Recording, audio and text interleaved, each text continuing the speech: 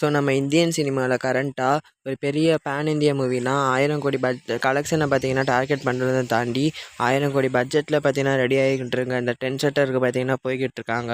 So அந்த வகையில் பார்த்தீங்கன்னா அப்கமிங்கில் நம்ம இந்தியன் சினிமாலேயே 1000 கோடி பட்ஜெட்டில் பார்த்தீங்கன்னா எடுத்துக்கிட்டு இருக்க ஒரு 3 படங்கள் என்னென்னு சொல்லி இப்போ நம்ம பார்த்துடலாம். நம்ம லிஸ்ட்டில் தேர்ட் பிளேஸில் இருக்கிறது அட்லி டைரக்ஷனில் அல்லு அர்ஜுன் ஆக்டிங்கில் சன் பிக்சர்ஸ் ப்ரொடக்ஷனில் ரெடி ஆகிக்கிட்டு இருக்க அட்லி 6 அல்லு அர்ஜுன் 22.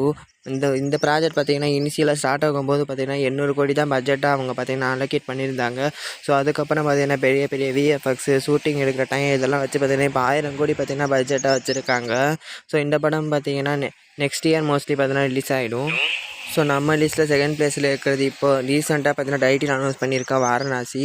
ஸோ இந்த படத்தோட டேரக்டர் பார்த்தீங்கன்னா ராஜமௌலி, ஹீரோ பார்த்தீங்கன்னா மகேஷ் பாபு. ஸோ இந்த படத்தோட பட்ஜெட் பார்த்தீங்கன்னா அதாவது மேக்கிங் பட்ஜெட் மட்டுமே பார்த்தீங்கன்னா 1000 கோடிக்கு மேலே போதாங்க. ஸோ ஆக்டர்ஸ் டேரக்டர்ஸ்க்கான சேலரிலாம் பார்த்தீங்கன்னா தனியாக அவங்க சேல் பேசிக்ஸில் போகும்.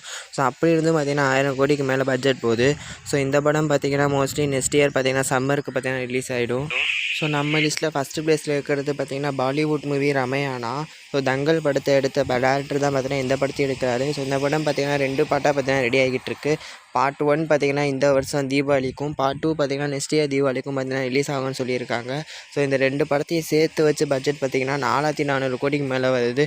ஸோ ஒரு பார்ட்டோட பட்ஜெட் நம்ம தான் பார்த்திங்கன்னா 2800 கோடின்னு வச்சுக்கலாம். ஸோ நம்ம இந்தியன் சினிமாலேயே பார்த்திங்கன்னா ஒரு பிக் பட்ஜெட்டில் ரெடி ஆகிட்டு இருக்க படம் இது. ஸோ இந்த வருஷம் இந்த படம் ரிலீஸ் ஆகுது. ஸோ இந்த படத்தோட கலெக்ஷன் பார்த்தீங்கன்னா எந்த அளவுக்கு இருக்குன்னு சொல்லி வெயிட் பண்ணி பார்ப்போம்.